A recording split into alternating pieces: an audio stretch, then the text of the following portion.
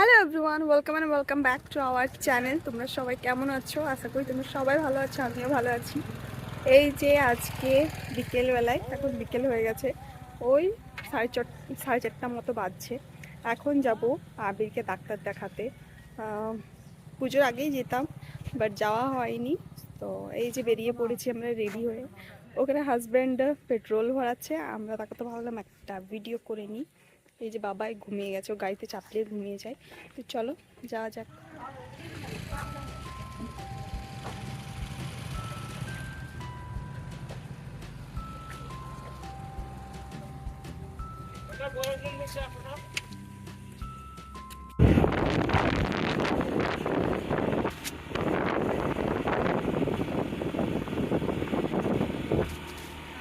পৌঁছে গেছি সিউড়ি।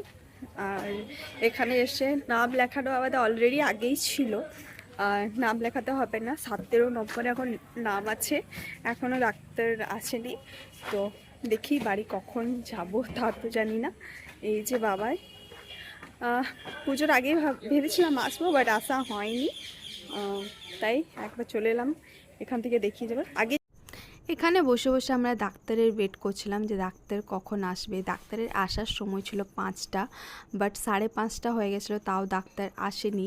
তারপর আবার কি আমাদের নাম্বার ছিল 17 নম্বরে, মানে 16টা পেশেন্ট দেখা হবে, তারপর আমাদের নাম আসবে।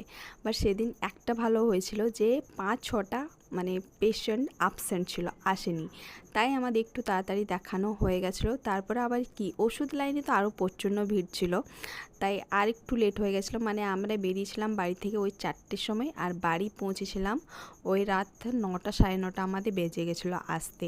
তারপর এখানে আমরা সিউড়িতে কিছু খাওয়া হয়নি, কেন কি প্রচণ্ড লেট হয়ে গেছিলো। তাই ভাবলাম যে আমরা আমাদের বাজারেই কিছু খাবো। তারপরে এখানে আমরা ভাবলাম যে না, আমি মোমোস খাই, তো মোমোসটা প্যাক করে নিয়েছিলাম বাড়িতে খাবো বলে। আর কিছু হয়নি। আর বাবাইকে যেহেতু ওকে বর্ধমানে ওকে চেক আপ করাতে নিয়ে যেতাম, বাট কিছু রিজনের জন্য যাওয়া হলো না, কেন কি আমার ধানবাদ আসবার কথা। তাই ভাবলাম চাইল্ড স্পেশালিস্ট সিউড়িতেও আছে, ওখানেই দেখিয়ে নিই।